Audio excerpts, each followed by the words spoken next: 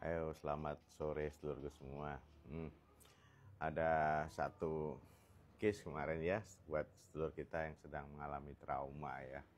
Jadi dengan riwayat trauma yang ada di kehidupannya, sedulur kita ini seringkali merasa kecapean ya, merasa ya nggak pernah merasa enjoy di hidupnya. Jadi karena ketika dia punya riwayat trauma dan tidak terselesaikan, maka dia akan merasa seringkali, aduh, hidupku ini nggak enak banget nih, selalu bingung ya, selalu merasakan tidak nyaman. Nah, kenapa begitu?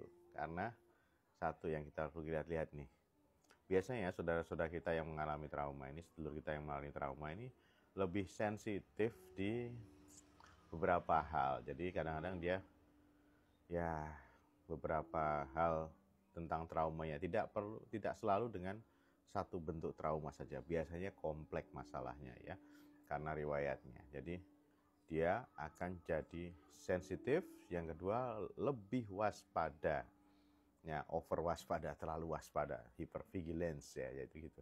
Terus kemudian karena dia terlalu waspada dengan lingkungan sekitarnya, maka dia akan kecapean karena apa-apa selalu dia cek, selalu dia sesuaikan dengan perasaannya, karena ya begitu seluruhku ya. Jadi itu yang membuat dia kecapean untuk menjalani kehidupan sehari-harinya karena dengan trauma.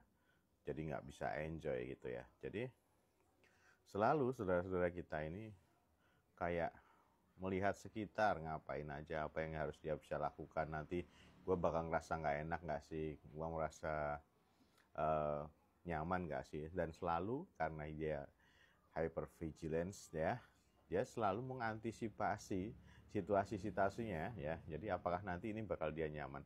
Makanya saudara-saudara kita yang mengalami trauma seringkali tiba-tiba pergi karena teringat dengan situasinya, karena dia terlalu sensitif. Kemudian akhirnya dia menghindari banyak hal yang nantinya akan bikin dia merasa nggak enak atau nggak nyaman gitu ya. Nah, terus ada lagi nih sedulurku nih. Jadi karena dia secara konstan selalu waspada yang berlebih, dan kemudian dia semacam men-scan apa yang ada di sekeliling dia, makanya dia akan selalu kecapean, capek banget ya. Terus kemudian, dan dia sangat berjuang untuk itu, dan mungkin suffering juga ya, menderita banget ya dengan kondisi yang seperti itu ya.